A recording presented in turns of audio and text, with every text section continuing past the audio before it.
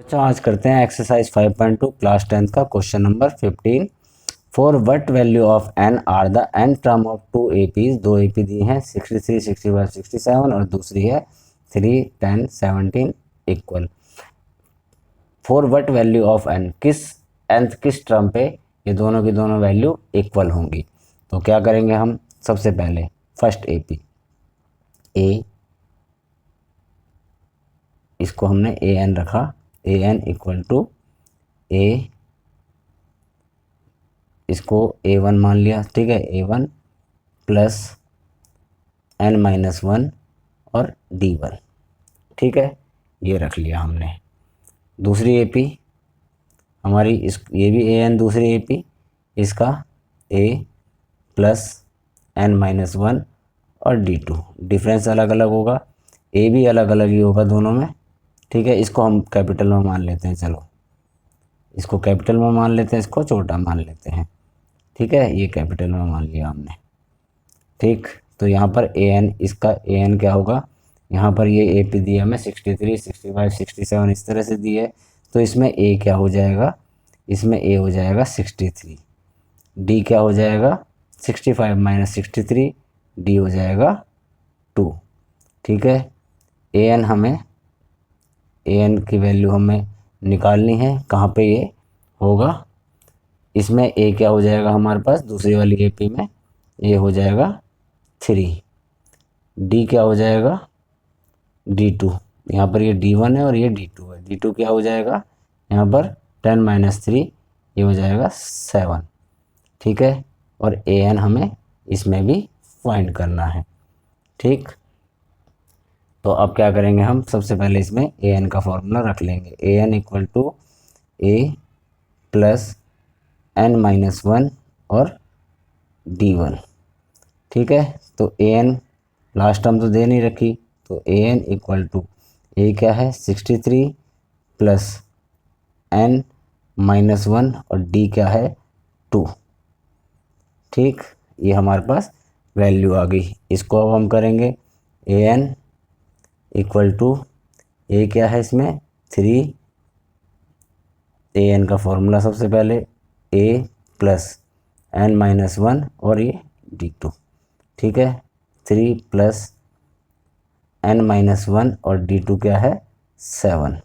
अब इन दोनों को हम इक्वल रखेंगे कि ये कहाँ पर इक्वल होंगी, तो यहाँ पर दोनों के दोनों इक्वल रखेंगे, means AN equal to AN हम ऐसे रखेंगे, ठीक है ना। ये कहाँ पर इक्वल होगी, तो ये सबसे पहले ये वाली आ गई, क्या AN क्या हो गया ये 63 प्लस n-1 और ये 2 इक्वल टू 3 प्लस n-1 और 7, ठीक है। अब इसे कैलकुलेट कर लेंगे, 63 प्लस 2 n से मल्टीप्लाई, 2 n से मल्टीप्लाई हो गया 2n हो गया, और माइनस का ये 2 1 जा 2 हो गया, इक्वल टू 3 प्लस 7 n से मल्टीप्लाई हो गया 7n हो गया, और माइनस का 7 हो गया, ठीक है। अब इसे 63 माइनस 2 क्या हो गया 61 plus 2n equal to 3 minus 7 क्या हो जाएगा 7n माइनस 4, माइनस 7 बड़ा है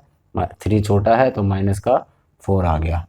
अब क्या करेंगे, इन वैल्यूज़ को एक तरफ कर देंगे, ठीक है। जैसे 61, ये -4 इधर आ जाएगा, 61 प्लस 4 हो जाएगा, ये 7n और 2n उधर जाके माइनस का 2n हो गया, 61 और 4 कितना हुआ 65, ठीक है। 7n माइनस 2n 5n, ये 5 मल्टीप्लाई है n के साथ, तो इसके नीचे आ जाएगा 65 माइनस 65 अपॉन में 5 इक्वल टू n, काट देंगे इसे, 5 1 जा 5 और 13, तो 13 इक्वल टू n।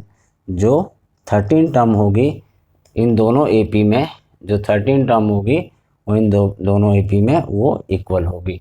अब हमें यहाँ पर यही बताना था कि कौन सी टर्म इन दोनों AP में इक्वल होगी। अब इसके बाद हम नेक्स्ट पेज पे करेंगे क्वेश्चन नंबर 16।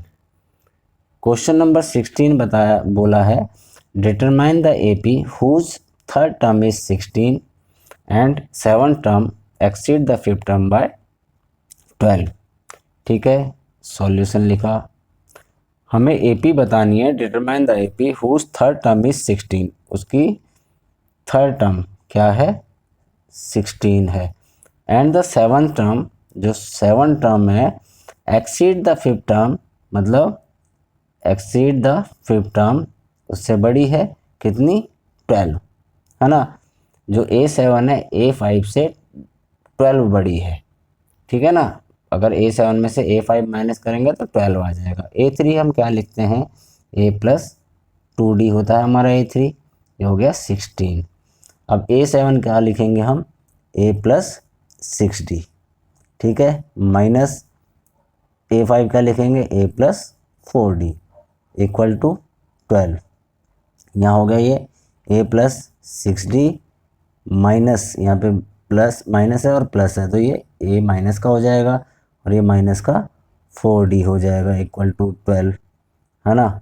A में से एक ख़त्म हो गया, ये दोनों प्लस माइनस ख़त्म हो गए, 6 माइनस 4D क्या हो जाएगा 2D इक्वल टू 12, और D क्या हो जाएगा, मल्टीप्लाई में है तो इसके नीचे चला जाएगा, ये हो जाएगा D इक्वल टू 6। अब हमारे पास D वैल्यू आ गई 6, ठीक है।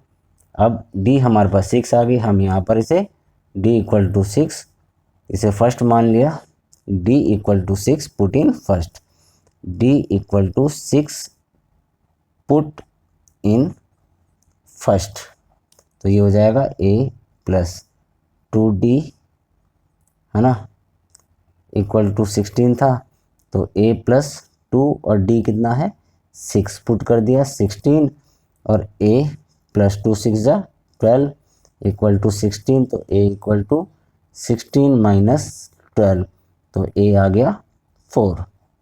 अब A आ गया और D आ गया, अब आपको AP बतानी है, तो AP में सबसे पहली तो टर्म हो गई 4, है ना, सबसे पहली टर्म होगी A1 4। अब A2 कैसे निकालेंगे, A+2D, ठीक है, तो A क्या है 4 + 2 और D क्या है 6, तो क्या हो जाएगी 4 + 12 इक्वल टू 16, दूसरी टर्म हो जाएगी 16, ठीक है। अब इसी तरह से हम इसकी और टर्म में लिख देंगे, ये 28, 12 12 प्लस कर दो, सब में आती चली जाएगी 40, इस तरह से ये हमारी AP बन जाएगी। तो ये क्वेश्चन हुआ हमारा क्वेश्चन नंबर 16 कंप्लीट। आपको ये क्वेश्चन समझ में आ गया होगा, उम्मीद करते हैं।